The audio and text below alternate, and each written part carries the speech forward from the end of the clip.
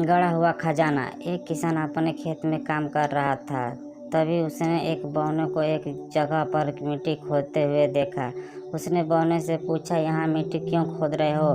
बौना बहुत ही चालाक था। उसने वहाँ एक गड्ढे में कुछ पत्थर भरकर दबा दिए थे।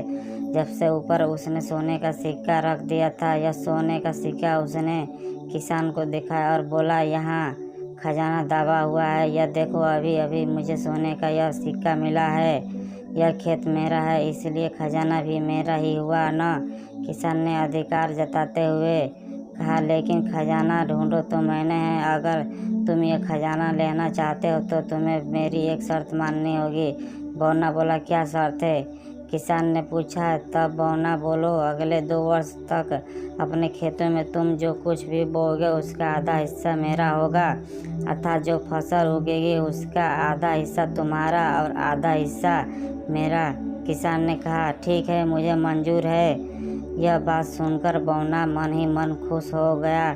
उसको हंसते देखकर किसान को थोड़ा संदेह हुआ। यह तुरंत समझ गया कि कुछ गड़बड़ है। उसने बौने से कहा, सुनो, मेरी बात पूरी तो होने दो। अगले 2 वर्ष तक मैं जो कुछ भी उगाऊंगा उसका हम 2 भागों में बांटेंगे। ज़मीन के ऊपर जो उगेगा यह सब तुम्हारा और ज़मीन के नीचे जो कुछ उगेगा यह मेरा।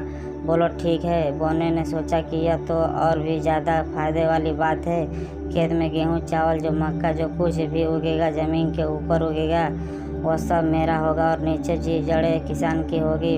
वह मन में सोच रहा था कि कैसा मूर्ख किसान है, लेकिन किसान मूर्ख नहीं था।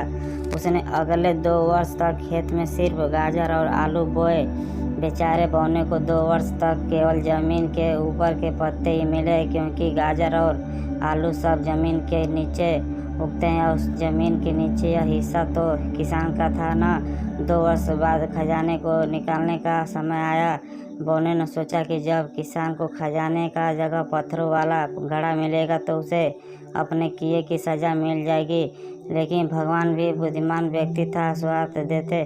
जब वह जगह खोदी गई तो वहाँ 2 घड़े मिले। एक तो वहीं जो बौने ने दबाया था, पत्थरों से भरा हुआ, और दूसरा सचमुच सोने के सिक्कों से भरा है था। इस तरह किसान को धन भी मिल गया और धनवान भी हो गया। इसकी समझदारी की वजह से